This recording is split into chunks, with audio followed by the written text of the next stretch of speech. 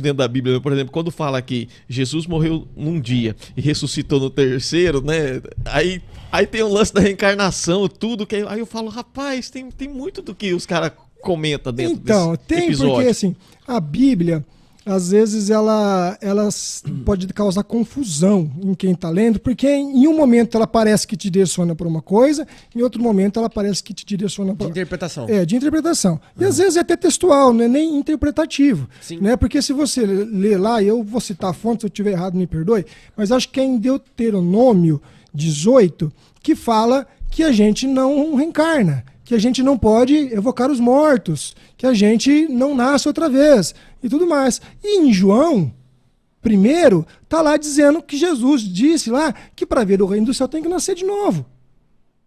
Pode ser. Entende? Para entrar no reino do céu terás que nascer de novo. Fica confuso, né? E aí? Entende? Então, dos dois momentos, é choque. Só que se você estudar, não tem choque nenhum. Não tem choque nenhum. Sem contar, eu não vim aqui para falar, para denegrir a Bíblia de maneira alguma. Disse há pouco, o Espiritismo estuda a Bíblia, respeita a Bíblia, mas é fato e comprovado que a Bíblia, da sua primeira versão para hoje, há diferenças drásticas na Bíblia. Né, de traduções para traduções, se você pegar várias edições da Bíblia, você encontra de edição para edição diferenças. Então aí, às vezes, pelo interesse do homem ter um poder, ter um domínio, alterou-se uma palavra ou outra, colocou-se uma palavra ou outra, que pode mudar o sentido da coisa, né? Visto que quando a Bíblia foi escrita, e foi escrita por homens e não por Deus, né? Quando a Bíblia foi escrita, como é que ela chegava para as pessoas se não tinha máquina de xerox? Pois é. Como que ela chegava para as pessoas lá longe se não tinha como fazer tinha cópia? Tinha que ler e reescrever. Era na mão, cara, era copiando. Então, às vezes, errava-se por errar e não por má fé. O cara pulou uma frase, o cara pulou uma palavra, o cara mudou outra, errou, distraiu, ficou o dia inteiro lá copiando. E às vezes era por má fé também. Sim. Então isso era comum. A gente tem que entender esse processo até com naturalidade, não como querendo denegrir ou difamar a Bíblia. Fez parte do processo histórico. A Bíblia cumpre um papel importantíssimo na história da humanidade e deve ser respeitada e estudada. Entendi. Então a religião, a doutrina espírita, ela não foge do que está na Bíblia. A Bíblia, ela acompanha. O livro dos Espíritos, repito, o Evangelho principalmente é pautado, todo o seu capítulo, em versículos bíblicos, em trechos bíblicos. Cita-se um trecho bíblico, estuda. Cita-se outro, estuda.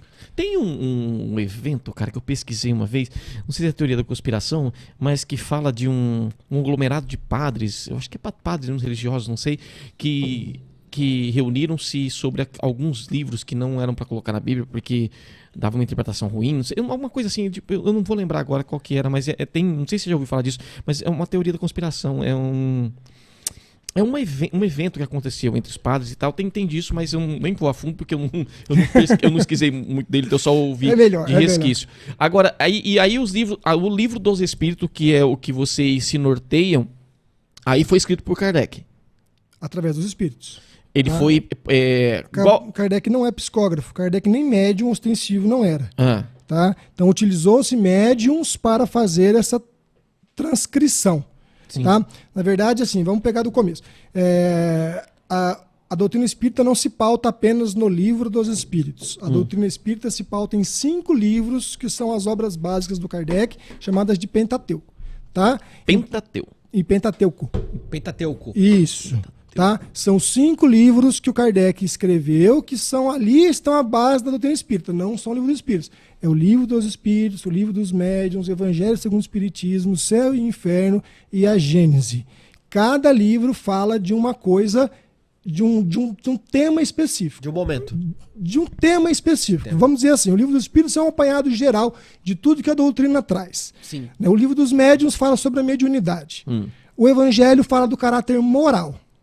O Céu e o Inferno fala da justiça, o céu e o inferno. E a Gênese fala da criação. Tá? Vem explicando a criação, vem contando todos os detalhes da justiça, da criação, do caráter moral e etc.